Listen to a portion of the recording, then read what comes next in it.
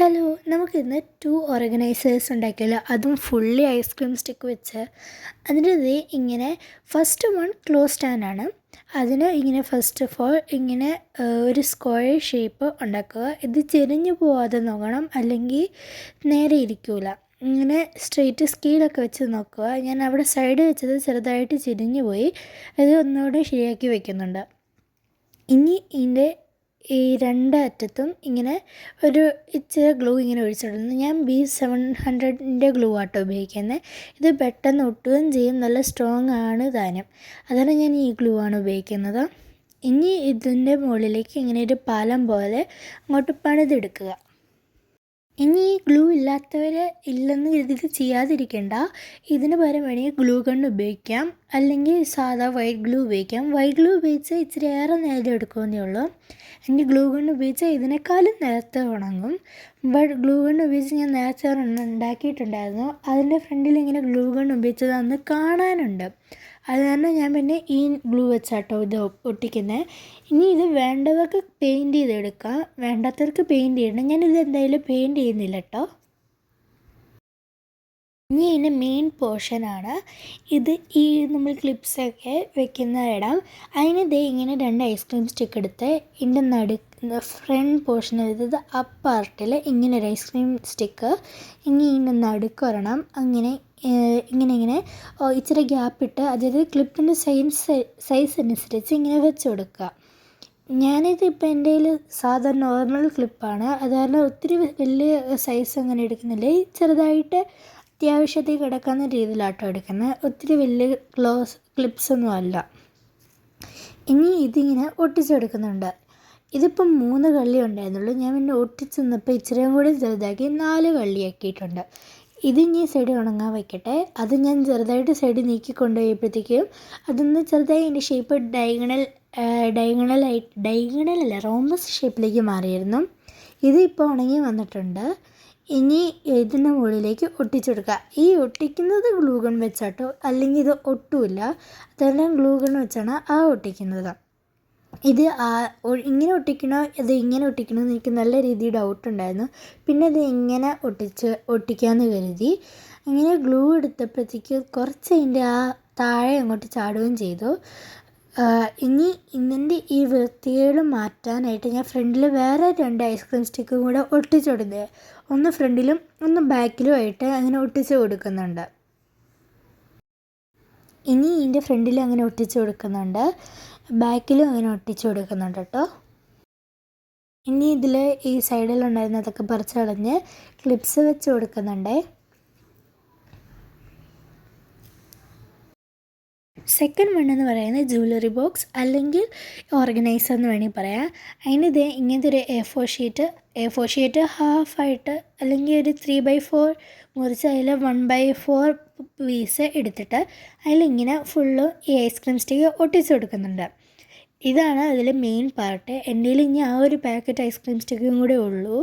അതിൽ ഇത് തികപ്പിക്കണം. അതാണ് ഞാൻ ചെറിയ ഒരെണ്ണം കേട്ടോ ഉണ്ടാക്കുന്നത്, വലിയതൊന്നുമല്ല, ചെറുതൊരെണ്ണം. ഇത് ഇങ്ങനെ പേപ്പറിൽ ഒട്ടിച്ച് കൊടുത്താൽ ഇത് നന്നായി കാണാം. നമുക്കിങ്ങനെ മടക്കി എടുക്കാനുള്ളതാണ്. ഇങ്ങനെ വളഞ്ഞ് കേർവ് ഷേപ്പിൽ വരേണ്ടതാണ്. ഇത് ഇങ്ങനെ വരേണ്ടതാണ്. അത് കാരണം നന്നായി ഉണങ്ങിയെടുക്കണം. അവിടെ നന്നായി ഉണങ്ങിയില്ല, അത് കാരണം ഒരു പീസ് പറഞ്ഞ് വരാൻ തുടങ്ങി. അത് ഞാൻ ഒട്ടിച്ച് കൊടുത്തിട്ടുണ്ട്. ഇത് ഞാൻ സൈഡിൽ മാറി നിൽക്കട്ടെ. ഇനി കുറച്ച് ഐസ്ക്രീം സ്റ്റിക്ക് എടുത്ത് ഇതിങ്ങനെ മുറിച്ച് കൊടുക്കണം. സെയിം സൈസിൽ മുറിച്ച് കൊടുക്കണം. ഇനി അത് ഞാൻ മുറിച്ച് കൊടുക്കുന്നത് സിസർ വെച്ചാണ്. സിസർ നല്ല ഷാർപ്പായിട്ടുള്ള സിസേഴ്സ്, സാധാരണ മറ്റേ പ്ലാസ്റ്റിക് സിസേഴ്സ് ഉപയോഗിച്ചാൽ സിസർ ചിലപ്പോൾ ഒടിഞ്ഞു പോകാൻ ചാൻസ് ഉണ്ട്. അതാണ് ഞാൻ ഒരു സ്റ്റീലിൻ്റെ സിസേഴ്സ് വെച്ചാട്ടോ ഇത് മുറിച്ച് കൊടുക്കുന്നത്. ഇനി ഇത് ഈ പേപ്പർ ഒട്ടിച്ചതുപോലെ എല്ലാത്തിനും ഞാനങ്ങനെ പേപ്പർ ഒട്ടിച്ച് കൊടുക്കുന്നുണ്ട്. കാരണം എന്താണെന്ന് വെച്ചാൽ പെട്ടെന്ന് ഉണങ്ങാൻ അതാണ് ഒരു മാർഗം എന്നാണ്. ഇനി സമയം എടുത്ത് ഉണങ്ങുന്നവർക്കാണെങ്കിൽ അങ്ങനെയും ചെയ്യാം. ഞാനിത് ഈ സ്കെയിലിന് പകരം ഞാൻ ഐസ്ക്രീം സ്റ്റിക്ക് വെച്ച് തന്നെ അത് ലെവൽ ചെയ്ത് കൊടുക്കുന്നുണ്ട്. ഇനി അത് ഞാൻ വെട്ടിയെടുക്കുന്നുണ്ട് കേട്ടോ. ദേ ഇങ്ങനെ വെട്ടിയെടുത്ത് ഒട്ടിക്കുന്നു. ഒരെണ്ണം അതിൻ്റെ ഇടയ്ക്ക് താഴെ പോയി, മറ്റേത് ഉണങ്ങാത്തവരണം അത് താഴെ വരാത്ത. ഇനി ഇത് സൈഡിലേക്കും മറ്റേതും സൈഡിലേക്കും മാറ്റി വയ്ക്കുക. ഇനി ഇവിടെ വേറെ ആ നീളത്തിൽ സ്റ്റിക്സ് ഇങ്ങനെ കുറച്ച് ഇടണം. ഇങ്ങനെ ഒരു 6 പീസ് അങ്ങനെ ഒട്ടിച്ച് നേരെയാക്കി വെക്കുക. അതാണ് സർഫേസ്, താഴത്തെ ആ ഭാഗം. മറ്റേത് സൈഡിലത്തെ ആ ചെറിയ പീസായിട്ട് രണ്ടെണ്ണം വെച്ചേക്കുന്നത്, അത് സൈഡിലത്തെ ആ ഭാഗം കേട്ടോ. ഇതും ഇനി ഉണങ്ങാനുണ്ട്, അത് കാരണം ഇച്ചിരി നേരം എടുക്കും. അത് കാരണം നമുക്ക് ഉണങ്ങി വരുന്നുണ്ട്. ഇതിലെല്ലാം ഞാൻ ഇങ്ങനെ പേപ്പർ ഒട്ടിച്ച് കൊടുക്കുന്നുണ്ട്. അല്ലെങ്കിൽ ഉണങ്ങിയില്ലല്ലോ, അത് കാരണം പെട്ടെന്ന് ഇങ്ങനെ ഉണങ്ങാനായിട്ട് പേപ്പർ ഒട്ടിച്ച് കൊടുക്കുന്നുണ്ട്. എൻ്റെ സൈഡിൽ ഇങ്ങനെ ഒട്ടിച്ചിടുന്ന ഈ ഗ്ലൂ ഗൺ ഉപയോഗിച്ചത് കാരണം ഇതിങ്ങനെ ഇച്ചിരി നേരം പിടിച്ച് നിന്നില്ലെങ്കിൽ ഇത് താഴെ പോകാൻ ചാൻസ് ഉണ്ട്. അതിന് ഞാനത് സൈഡിൽ വയ്ക്കാൻ നോക്കിയത്, പക്ഷേ അതിൽ ബലത്തിൽ ഇരിക്കുന്നില്ല. ഇത് ഫ്രണ്ട് പോർഷനിൽ ഇങ്ങനെ ഒട്ടിച്ചെടുക്കുക. ഇത് ഞാൻ ഇതിൻ്റെ ഇടയ്ക്ക് ഉണ്ടാക്കിയ വീഡിയോ ഇട്ടിട്ടില്ല. ഇത് ഞാൻ ലാസ്റ്റ് തീരുമാനിച്ചൊരു പ്ലാനാണ്, ഇങ്ങനെ ഫ്രണ്ടിൽ വയ്ക്കുക. അത് കാരണം ഇതും ഇങ്ങനെ ഈ താഴത്തെ ഭാഗം പോലെ ഇതും അങ്ങനെ ചുമ്മാ ഉണ്ടാക്കിയതാണ്. അപ്പം സൈഡിലും ഗ്ലൂ ഗൺ ഉപയോഗിച്ച് ഞാനിത് ഒട്ടിച്ചു കൊടുക്കുന്നുണ്ട്.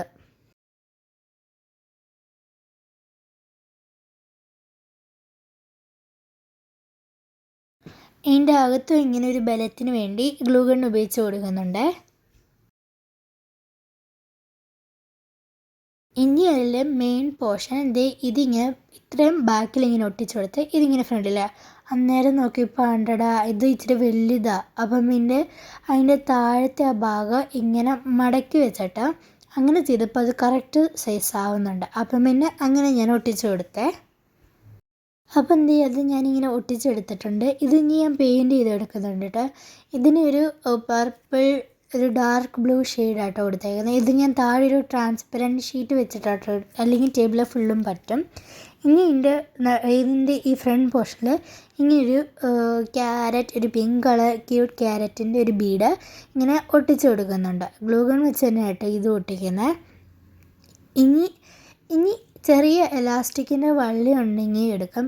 എൻ്റെ കയ്യിൽ അങ്ങനെ ഇല്ല, അതുതന്നെ ഞാൻ ഈ ചെറിയ റിബൺ ആട്ടോ എടുത്തത്. ഇനി ഇത് ഇങ്ങനെ ഒരു റിബൺ എടുത്ത് ആ ബോക്സിന് താഴത്തെ പോർഷനിൽ ഒട്ടിച്ച് കൊടുക്കുന്നുണ്ട്.